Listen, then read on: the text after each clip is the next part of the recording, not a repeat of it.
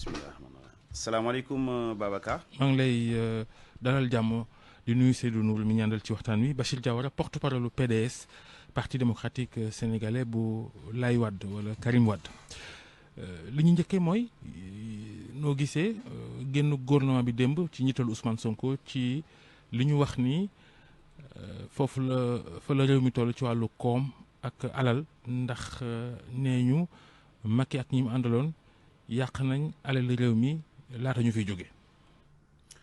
jërëjëf Babacar nga may ma rek dans un premier temps ma incliné wu encore une fois ci mémoire ñi nga xam ne ñoom ñoo nekkoon ci naufrage yu bateau le Joola et encore une fois di continuer di massawat encore sénégalais yëpp ci événement tragique boobu nga xam ne amoon na mu nekk loo xam ne ba léegi ñu ngi koy fàttaliku mu nekk lu tiis ñuy wane encore suñu solidarité ak suñu attachement ci képp koo xam ne loro woon nga ci loolu. mais beneen bi aussi di rendre hommage te di jaale ki nga xam ne mooy Amadou Mahtar Mbow di ko jaale famille am yëpp nga xam ne c'était une figure emblématique dans ce pays ki nga xam ne représenté na Sénégal fu bëree bari mu nekkoon aussi fierté Sénégal quel que soit par ailleurs les logiques d'adversité politique qui ont émaillé en tout cas les rapports benn moment il faut reconnaître que Amadou Mahtar Mbow nekkoon na une figure emblématique c'était aussi un ami intime du président Abdoulaye Wade donc c'était des intellectuels yoo xam ne Sénégal dañ leen reconnaître ñun parti démocratique sénégalais def nañ délégation bu am solo ci tuuru président de la République ci tuuru secrétaire général Me Abdoulaye Wade ak Karim Wade dem présenter suñuy condoléances au point E famille bi accueillir ñu et ñi ngi continuer également di leen massawu di leen ñaanal yàlla aussi tamit sarax bi yàgg seen loxo bu baax. Ale question bi Sonko gouvernement beeg. waaw maintenant par rapport à la sortie du premier ministre Ousmane Sonko. nekk na sortie boo xam ne mun naa ne bombe à déflagration la multiple mu posé nag interrogation yu bare parce que yaakaar naa ni responsabilité état dafa nekk responsabilité bu rëy ba tax ne acte boo ciy posé rek war nga ko saytu bu baax a baax xam li nga ciy def ngir ëllëg pour la postérité yaakaar naa ni ku xam parti démocratique sénégalais xam taarixam xam ne dafa am attachement ci bonne gouvernance ak transparence bu ñu fàtte ni maître Abdoulaye Wade ci nguuram ci la renforcer les organes de contrôle de l'État lépp pour saytu li nga xam ne moom mooy finance publique fexe ba képp koo xam ne yaa ngi gérer responsabilité publique nga mën a toog à un moment donné daal di jàkkaarloog ak askan bi su fekkente ni daf ko laaj à travers les organes de contrôle parce que dafa am ay organes de contrôle yoo xam ne dañu indépendant am na yoo xam ne ñu nekk ministère des finances mais bu ñu fàtte ni la commission nationale de lutte contre la corruption ak ay CENTIF yooyu yëpp ci jamono Abdoulaye Wade lañ ko renforcer. teg ko fi PDS ngay waxal de PDS laay waxal moom nga yor seen kaddu. absolument PDS bu Karim Wade traque des biens mal acquis enrichissement illicite CREI. ci laay ñëw amende 138 milliards. ci laay ñëw alors donc ku xool fii président Abdoulaye Wade Diallo ak parti démocratique sénégalais ngeen xool seen attachement ci reddition des comptes ak li nga xam ne moom mooy transparence dans la gestion des affaires publiques effectivement Karim Wade dund na loo xam ne ci wàllu reddition des comptes ñun ñëpp dañ ko dénoncer ba léegi di dañ koy dénoncer li tax ñu koy dénoncer parce que nañu doxale woon mbir mi mu méngoowul woon ak standards internationaux du droit ba tax ne yàlla jox nañu dëgg un peu partout yàgg naa ko wax amul benn dëkk boo xam ne mi ngi nekk au niveau international boo xam ne état du Sénégal porté woon na fa plainte Karim Wade daal fay am ndam bu leen fàtte ni amoon na 23 commissions rogatoires yoo xam ne yooyu yëpp pratiquement ça s'est effrité comme un château de cartes amul dara loo xam ne génn na ci mujjantal gi sax gis ngeen ni alors CREI yi boobu ñu doon wax ñi ko defoon sax dem nañ ba retourné ne xam ne ay la yëwén lii baaxul lu doon lor doomu adama la ba CREI boobu nekkatul léegi si suñu dispositif. mais bu ñu ñëwaatee ci li nga xamante ne moom moo xëy na moom moo am démb chiffres yi wala li ñu joxe démb ci budget beeg déficit beeg yow ba nga déglu Ousmane Sonko muy wax démb wala li nga jàngatee ci suba ci yenn kay yan réaction la jox. waaw dinaa ci ñëw. boobu mooy damay continuer suma développement. alors pour dire que jamono boobu li PDS doon dénoncer yëpp c'était pas contre la reddition des comptes mais la manière de faire cette reddition des comptes et loolu. Sénégalais yëpp ñooñu ci jox dëgg loolu ñi nga xam ne ñoom ñoo des observateurs avertis. du Sénégal tribunal lañ cee daan Karim Wade. daan ko alamaan ko. bu CREI waaw Babacar léegi nii rek wax naa leen ni CREI ñi nga xam ne sax ñoom ñoo ko jëmmaloon def ko dem nañ ba ne CREI yi baaxul kon cela veut dire que lañ doon wax kay dëgg la koo koy féete na boor dama la ne leneen liy dëggal suñu position ne nañ ko doon doxalee woon du woon noonu muy commission rogatoire yi nga xam ne état du Sénégal defoon na ko jamono boobu 23 commissions rogatoires loolu yëpp dafa ñëw produit. Alors, pour dire que le PDS n'a jamais été contre la réduction des comptes, mais la manière, plus ou moins, l'acharnement qui a été fait contre Karim Wade pour le neutraliser politiquement, loolu lañ mus a dénoncé. Mimi nee nañ nangu nañ lu bëri ci yéen. Alors, je pense que loolu tontu woon nañ ci pour wax ni su fekkonte ni dañu nangu dara war nañ ko jëmmal ci loi de finances rectificative waaye amul benn loi de finances rectificative boo xam ne tey jii nii mën nañ ne kat lii dañ ko jël ci li ñu doon toppee Karim Wade wala keneen def ko ci li donc loolu amul c'est derrière nous. léegi nag pour ñëw ci déclaration Ousmane Sonko bi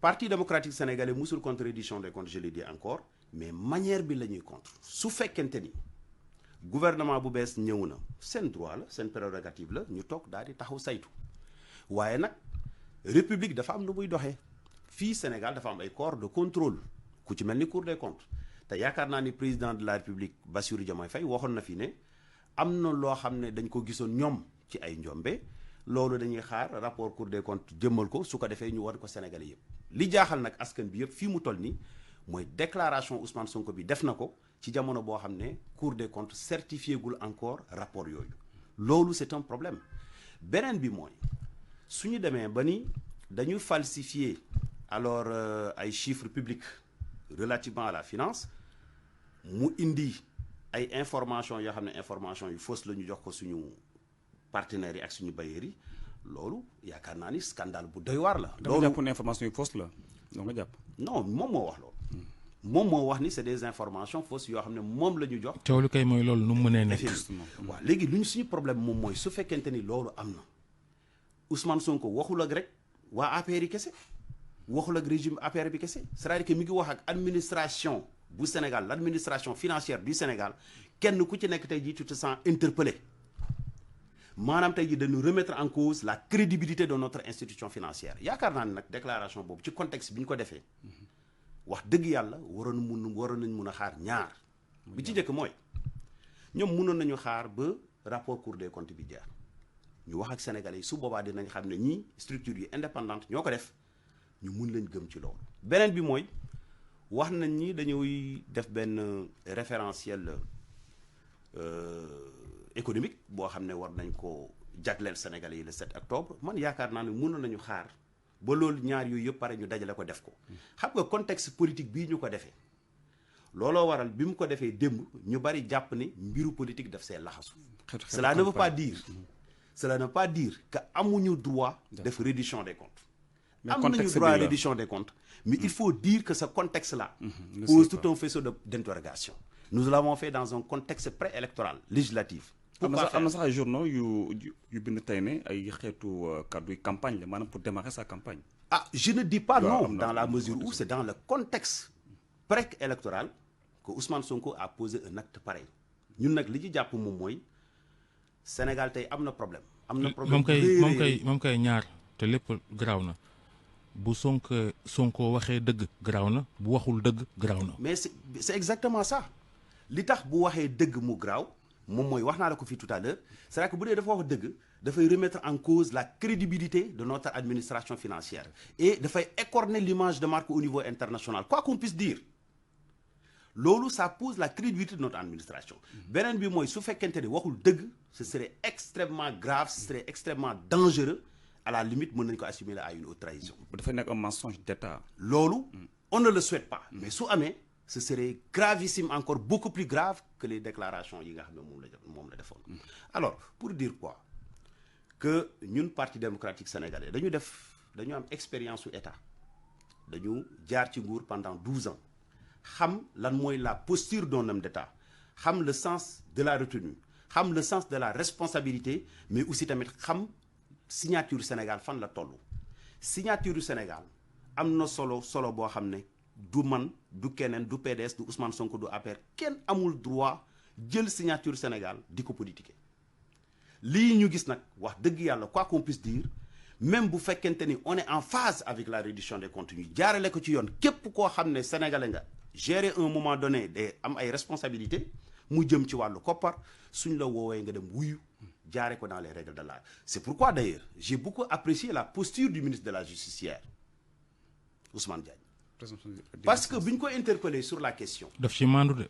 Ah oui, parce que posture boobu noonu mooy posture d'homme d'État. xam na ni li war a jëmmal li ñuy wax ni yëpp rapport Cour des comptes la.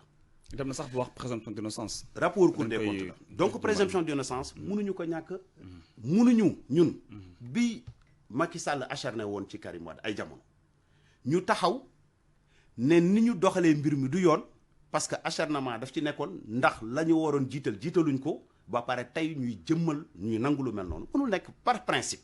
Encore une fois je le dis PDS musul contre reddition compte au contraire dafa d'accord pour la reddition des comptes mais ñu jaarale ko n'est-ce pas par les règles de l'art. warul nekk loo xam ne day indi ay parparloo parce que da nga bëgg a combattre un adversaire politique. beneen bi mooy FMI ñëw na fi yàggul noonu def benn rapport yaakaar naa ni déclaration bi nga xam ne moom la Ousmane Sonko def mi ngi poser encore une fois la crédibilité de la mission du FMI. Ah oui te bu ñu fàtte ni lii nga xam ne am na biir FMI am na benn comité d'éthique boo xam ne bu ñu la yónnee mission le FMI a des équipes techniques yoo xam ni. waaw maa ngi ñëw rek. indi leen ay faux chiffres loolu dina jafe. donc comité d'éthique boo fa nekk. ah waaye ils sont interpellés. yàlla baax na ils sont interpellés pour faire la lumière sur la déclaration de Sonko. Est-ce que déclaration boobu dëgg la wala du dëgg waa FMI war nañu laaj. également suñu structures yi nga xam ne c'est des structures d'élite lu ci mel ni DPE ak ANSD nga xam ne tey jii ñoom ñooy yor suñu statistique également chiffres yi FMI basé wu ba def rapport am keroog mi ngi ko jëlee ci administration bi Sénégal donc loolu am na incongruité. ñetteel bi ki nga xam ne moom mooy directeur de programmation ki nekkoon directeur de programmation budgétaire muy Cheikh Diba tey ji mooy nekk ministre des finances bon yaakaar naa ni quand même looy def politique war nga am objectivité war nga am éthique ak morale ci say communication. parce que mënoo ñëw nga ni ki nga xam ne moom moo nekkoon directeur de la programmation budgétaire deful dara te pourtant moom moo nekkoon au cœur. loolu tamit problème la boo xam ne dañ ko am et d'ailleurs on aimerait bien hier ñu gis ko foofu mu défendre boppam ñu ngi focaliser wu bu baax a baax ci li nga xamante ne moom mooy FMI te soretul faw ñu waxtaanee tamit ci li nga xamante ne moom mooy wàllu politique xam nañ ne PDS ñàkkul ñeneen nga waajal élection yi waaye tamit gis nañ ni ab lëkkaloo wala coalition boo xam ne mu xaw a ñàkkul jaaxal ñu bëree bëri mooy retrouvailles wala bon pas retrouvailles mais gise bi diggante PDS ak APR ci ab coalition xaw na jur coow nag loolu nuñ ko mën a décortiquer fii. waaw c'est tout à fait normal Seydou mu jaaxal ñenn ñi parce que ku comprendre adversité bi amoon diggante APR ak PDS tey jii nii il faut le dire PDS xeex na 12 ans ak APR wàccuñu ko lu ne dund nañ ko waaye tey dañu nekk dans une dynamique d'alliance électorale c'est pas une fusion politique c'est pas une fusion organique c'est deux entités. L'APR et le Parti démocratique sénégalais. Oui, mais ça, on le sait, Bachir. Ça, on le sait. Voilà, mais plus de leurs alliés problème respectifs. cohérence, la ñuy di wax. dinaa ñëw ci problème cohérence. xeex ak APR 12 ans. dinaa ñëw ci problème cohérence. élection présidentielle ñëw ngeen ni fi ñu ko candidat APR. dem dinaa ñëw jàppale ci à moins Diomaye. de 2 mois. dinaa ñëw ci tey jii ngeen moins de ànd ak 2 mois. APR législative. dinaa ñëw ci problème cohérence boobu. donc entente la c'est une entente électorale en vue d'avoir le maximum de suffrages au niveau de ces élections incha allahu rabbi ku xam PDS xam ne appareil politique la mais aussi appareil électoral la.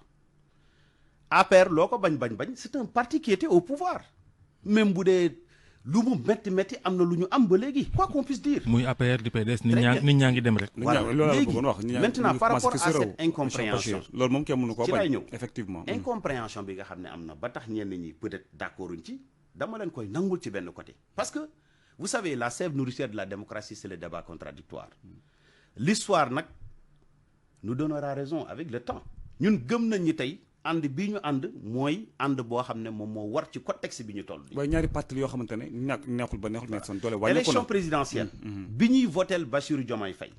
bu doon circonstances yooyu moom moo nekkat encore tey jii ñu votelaat encore Bassirou Diomaye Faye pour dire que le PDS n'a jamais renié sa foi fondamentale contexte boobu ñu tolloon le choix le plus raisonnable c'était le choix de Bassirou Diomaye Faye. mais seen mais pertement nag la tey jii. def nañu 6 mois. bi ñu évaluer xam nañ ni PDS lii mooy yoonam fii la war a teg. rëccuwu leen koom. rëccuwuñu ko te tey position bi ñu jël également dañ koy assumer. maanaam yéen ak APR. ah oui il faut que ça soit très clair parce que ça c'est une alliance électorale c'est une alliance électorale, c'est politique. mais te choix loolu bi sénégalais bu ci nekk mun na ko nangu mais je donne un exemple. tànn fi waaw. xam nga fii boo buggee xool rancune wala nga xool sa xol defe naa ni politiciens yu bari du ñu ànd. gis nañ fi ñoo xam ne du ma tudd tur ñi ngi ci nguur gi actuellement ni pourtant nekkuñu woon ak nguur gi ñi ngi nekkoon ak Macky Sall pourtant ñi ngi ànd ak Sonko tey jii nii di doxal ñun amuñu ci benn problème parce que li ñuy jàpp rek mooy à chaque fois qu'il y a des convergences de vues sur les intérêts du pays mën nga ànd ak ñi nga xam ne ñoom nga jàpp ne boo ànd ak ñoom réew mi dana dox. waaw gis nañ Cheikh Dieng ak Mame Boye Diao. mais justement yooyu yëpp c'est des exemples. Bon, je veux pas trop m'effranchir sur ça. Non, mais c'est une logique boo xam ne tout le monde le comprend.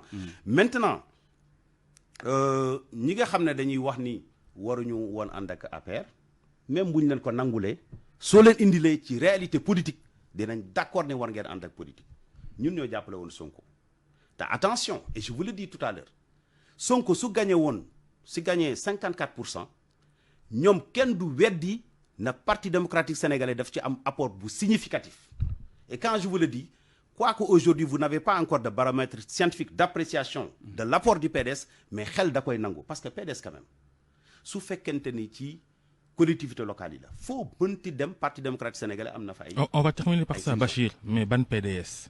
parce que PDS bi nga xam ni PDS bi nga xam ni yow ak Karim Wade ak ñoom Nafi Diallo ak ca geneen wàll ga ñu gis PDS su ñoom Doudou Wade Tafsir Thioye ak ñeneen ak ñeneen ñoom Djibril Wade ak yooyu. man je les départs ñoom Woré Sarr Mame Diarra Fam ñoom ñëpp dem nañ. Le Parti démocratique sénégalais reste fort puissant et droit dans ses bottes li tax ma koy wax moom mooy loolu noonu nga wax man je considère ça comme dans l'ordre normal des choses PDS dafa mel ni rek benn train buy dem yàgg naa ko wax fu mu dem dana am ñu yéeg dana am ñu wàcc nañ koy nangu nag ci politique nañ koy nangu ci politique c'est-à-dire que fu ñu dem dana am ñu yéeg am na ñu wàcc. tey jii mel ni nag Bachir train baa ngi dem. maa ngi ñëw am ñuy wàcc waaye amuñu mais ñi non attention. jamono ji loolu moo dara APR. c'est parce que vous n'êtes pas au courant. de nos multiples ralliements. à travers même cette coalition. Cette coalition dont vous dites que c'est contesté. mais ñi ci rallier kenn xamul nu mu toll. cela ne veut pas dire que ñi nga xam ne dañu nekk de l'autre côté amuñu seen place au PDS man de je les appelle souvent à la raison su fekkente ni PDS la ñu gëm fii benn PDS moo fi am c'est clair. Devant les Sénégalais, devant l'opinion nationale et internationale, permanence Omar Lamine Badji mooy seen siège Ablaye Wade mooy secrétaire général bi Karim Wade c'est le leader incontesté voulu par toutes les bases du Parti démocratique sénégalais. Inch'Allah rabbi Karim dafa war a ñëw jonga ci ay xibaar ndax mën nañ ci gën a xam dara. ñu ngi koy xaar bu baax a baax. kañ la war a ñëw ñu ngi koy xaar bu baax a baax. mais kañ la war a ñëw. non ñu ngi koy ci élection yi wala. loolu ñu ngi bàyyi moom ci boppam mu annoncé ko officiellement. mais day ñëw c'est sûr que day ñëw ñu ngi koy xaar ci élection yi. d'accord. man de maa ngi koy xaar ci élection. 2018 ba léegi yéen a ngi koy xaar. xaw ma kan moo xaddi. en tout cas waaye Bachir Diawara moom dafa am yaakaar ne un jour ou l'autre Karim dana ñëw fii Sénégal te fi ma ko yaakaaree mooy ci élection législative yi wax naa la ko keroog. donc avant dina fi egsi. Inch'Allah yaakaar nañ ko bu baax a baax. jërëjëf yaakaar nañ ko bu baax a Bachir Diawara porte-parole PDS jërëjëf Seydou jërëjëf Soxna Nata. Vous avez besoin de caution sur des marchés publics ou privés? Adressez-vous à la SONAC. La SONAC SA vous accompagne dans l'obtention et la réalisation de tous vos contrats en délivrant tout type de garantie.